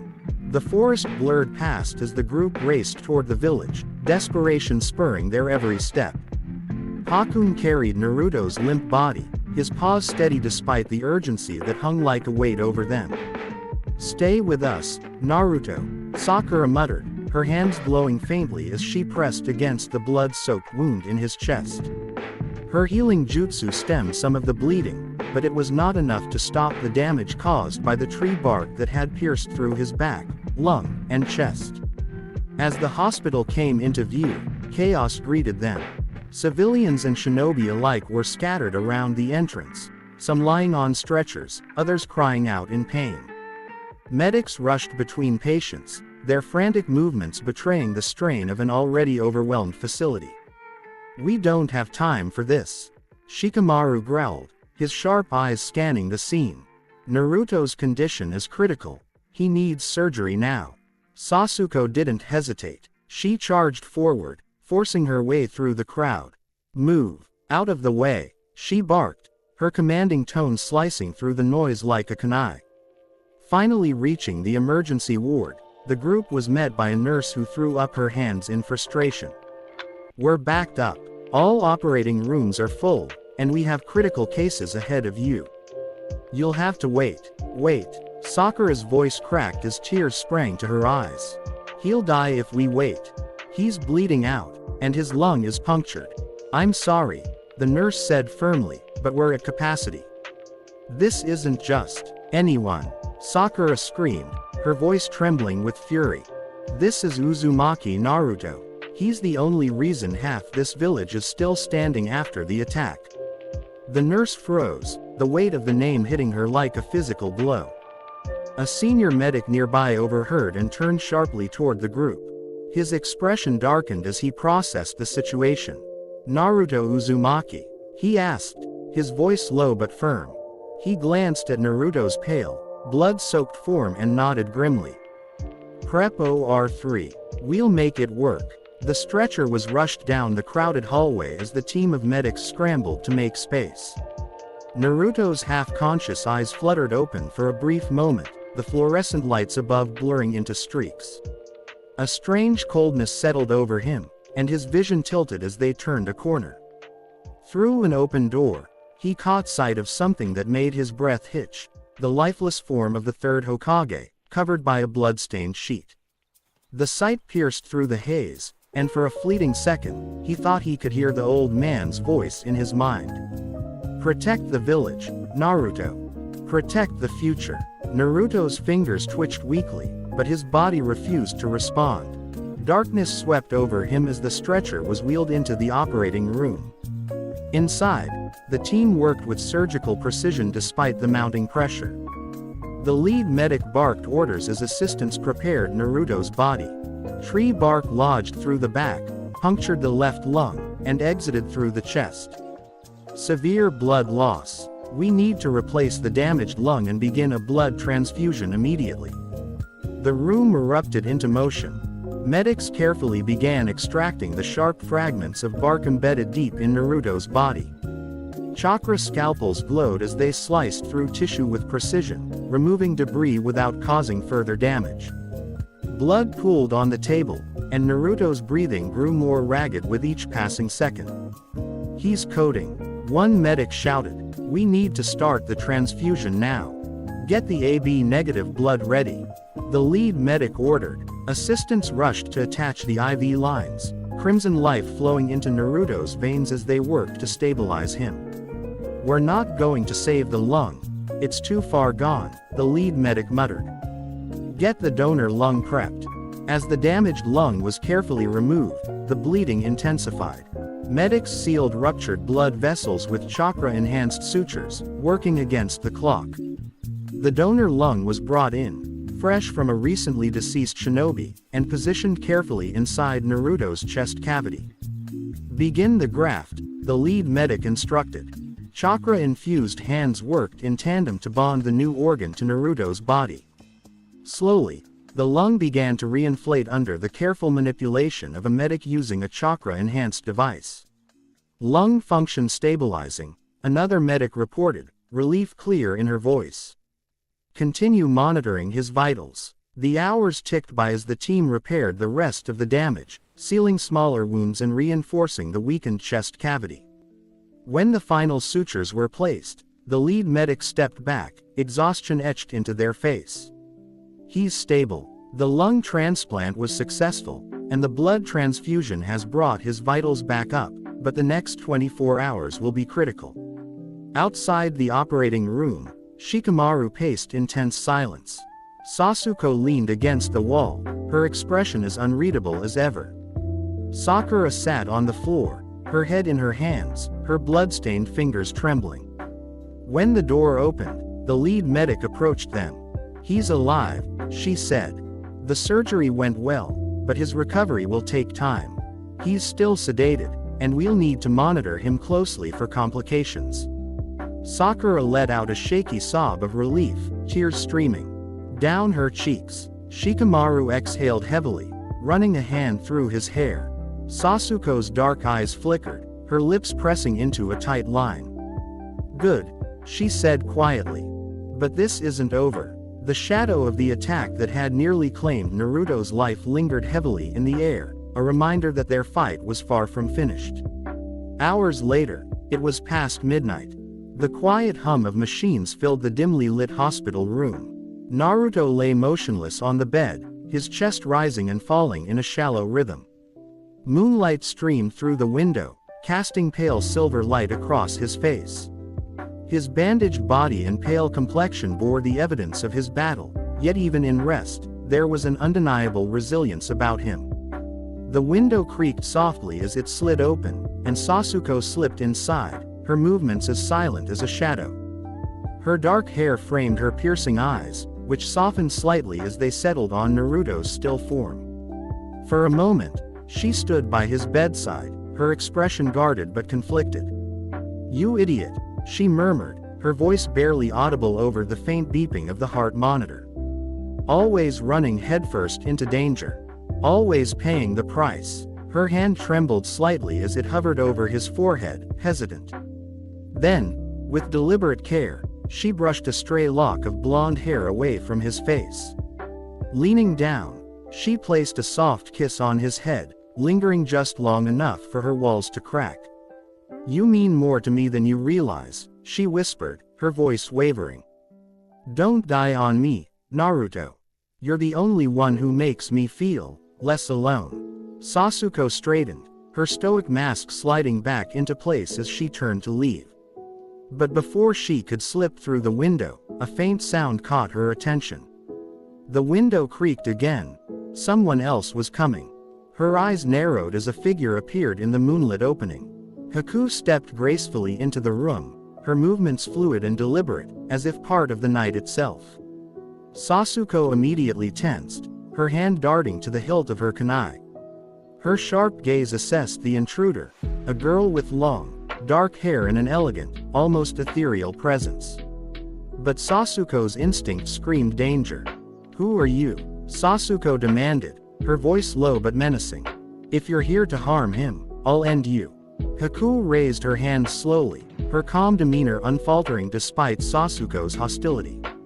"I mean no harm," she said softly, her voice steady and sincere. "I came to see him, just as you did." Sasuke didn't lower her weapon. Her eyes flicked between Haku and Naruto, suspicion etched into her features. "Why? What do you want with Naruto?" Haku took a cautious step forward, her gaze briefly settling on Naruto's pale face. "He reminded me of something I thought I'd lost. A dream, a belief. He's someone who sees the good in people, even when they've given up on themselves." "Save your speeches," Sasuke snapped, her grip tightening on the kunai. "I've seen enough people like you, hiding behind kind words while stabbing someone in the back." Haku tilted her head slightly, her expression soft but unwavering. "I don't blame you for mistrusting me. But I'm not your enemy, and I'm not his." Sasuke's eyes narrowed, her mind racing. Every instinct told her to keep her guard up. Yet, as Haku stepped closer to Naruto, she noticed something: no killing intent. There was no malice in Haku's movements, only a quiet reverence as she knelt beside the bed. Haku leaned down and placed a tender kiss on Naruto's forehead, her touch light and almost sorrowful. "Please wake up," she whispered, her voice barely audible. "The world needs someone like you, and so do I." Sasuke stared, her grip on her weapon loosening slightly. There was no deception in Haku's actions, no hidden threat. Just sincerity. It left her feeling conflicted, as if the ground beneath her feet had shifted. Haku straightened and turned to Sasuke, her calm gaze meeting the Uchiha's guarded one. "I have no intention of being your enemy," she said softly. "If we meet again, I hope it's not on the battlefield." Sasuke studied her for a long moment, her thoughts a tangle of doubt and realization. Finally, she lowered her weapon, though her posture remained tense. "That depends on you," she said coldly, though her voice lacked its earlier edge. Without another word, Haku slipped back through the window, disappearing into the night. Sasuke remained where she was, staring after her. Slowly, she exhaled, her hand falling to her side. She'd misjudged the girl, she realized, jumped to conclusions based on assumptions. Her eyes drifted back to Naruto's still form. One thing was clear: Naruto had a way of reaching people, even in the unlikeliest of circumstances. Sasuke clenched her fists, her mind swirling with thoughts of the battle ahead. "Don't die on me, Naruto," she whispered. "You've got too many people waiting for you." The next day, the morning sun struggled to penetrate the heavy atmosphere that hung over the hospital. Kakashi and Iruka walked briskly through the quiet halls, their expressions grim after hearing about Naruto's critical condition. Both men carried the weight of worry, though they expressed it in different ways, Iruka with furrowed brows and restless steps, and Kakashi with his usual unreadable demeanor, his single eye betraying a flicker of concern. As they approached Naruto's room, they spotted Sakura seated just outside the door. Her disheveled hair and puffy, red-rimmed eyes made it clear she hadn't slept. Tear stains marred her cheeks, and her shoulders sagged with exhaustion. She sat with her knees pulled close to her chest, arms wrapped tightly around them, as if trying to hold herself together. "Sakura," Iruka called gently, his voice soft but filled with worry. Her head snapped up, and she quickly wiped her face, trying to compose herself. "You're here," she said, her voice hoarse from hours of crying. She stood shakily, swaying slightly before catching herself. He's stable now. But it was bad. Really bad." Kakashi crouched in front of her, studying her with a rare softness in his gaze. "You stayed all night," she nodded, fresh tears welling up despite her attempts to keep them at bay. "I couldn't leave him," she whispered. "I kept thinking about how much pain he must have been in, how close we came to losing him." Iruka stepped forward, placing a comforting hand on her shoulder. "Sakura, you've done more than enough. Naruto's strong. He's going to pull through.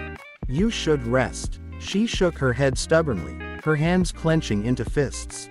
"How can I rest when he's like this? I should have been stronger. I should have done more to help him." "You did everything you could," Kakashi said firmly, his voice steady and reassuring. "Naruto wouldn't have made it this far if it weren't for you. But if you push yourself too hard, you won't be able to help him when he wakes up." Sakura hesitated, her resolve wavering. She looked between the two men, then back at the door to Naruto's room. Finally, she let out a shaky breath and nodded. "I'll try, but please, let me know if anything changes." "We will," Iruka promised with a kind smile. Reluctantly, Sakura walked down the hall, her steps unsteady but determined. Kakashi watched her go before turning to Iruka. "She cares about him more than she lets on," he remarked quietly. Iruka nodded. "Naruto has a way of bringing out the best in people, even when they don't realize it." Kakashi opened the door, and they stepped inside. The room was quiet except for the soft beeping of the heart monitor. Naruto lay in the bed, his bandaged body a stark contrast to his usual vibrant self. His face was pale, his breathing steady but weak. The oxygen mask over his nose and mouth and the IV lines snaking from his arms were stark reminders of how close he had come to death. Iruka's chest tightened as he took in the sight. "Naruto," he murmured, his voice barely audible. Kakashi stood at the foot of the bed, his hands in his pockets. "He's been through worse," he said, though his tone lacked its usual lightness. But even for him, this was too close. Iruka pulled up a chair and sat beside Naruto, his hand resting gently on the boy's arm. "He's always been so full of life, it's hard to see him like this." Kakashi's visible eye softened. "Naruto's not the type to stay down for long. He'll wake up soon. Probably yelling about ramen and trying to get out of here before the doctors let him." Iruka chuckled weakly, though his eyes remained on Naruto. "I hope you're right. This village wouldn't be the same without him." The two men sat in silence for a while, each lost in their thoughts. The sunlight streaming through the window cast a warm glow over the room, a small comfort in the midst of their worry. Though Naruto remained unconscious, there was a quiet sense of hope in the air, a belief that the boy who had overcome so much would rise again. For 3 long days since the Jinchuriki assassin was checked in, the hospital room remained quiet, save for the steady hum of machines and the soft rhythm of Naruto's breathing. His condition stabilized after the surgery, but he didn't wake. Visitors came and went, lingering by his bedside with words of encouragement, some whispered and others left unsaid. Kakashi was one of the few who stayed late into the nights, silently reading a book in the corner while keeping a watchful eye on his student. Shikamaru often dropped by, sometimes sitting in silence and other times muttering about how troublesome Naruto was for getting himself into this state. Sakura and Ino took turns ensuring Naruto's wounds were properly cleaned and tended to, their rivalry temporarily set aside in their shared worry. Even Guy Sensei and Rock Lee made visits, their loud voices echoing down the hallways as they tried to inspire Naruto to wake up with their boisterous encouragements. This is the end of the video. Thank you guys for tuning in for another video of What If Naruto Was OP. Go ahead and hit the like button and subscribe if you enjoyed the video. I will be returning to What If Deku Had World Crimson soon. Anyways, thanks for your time and goodbye.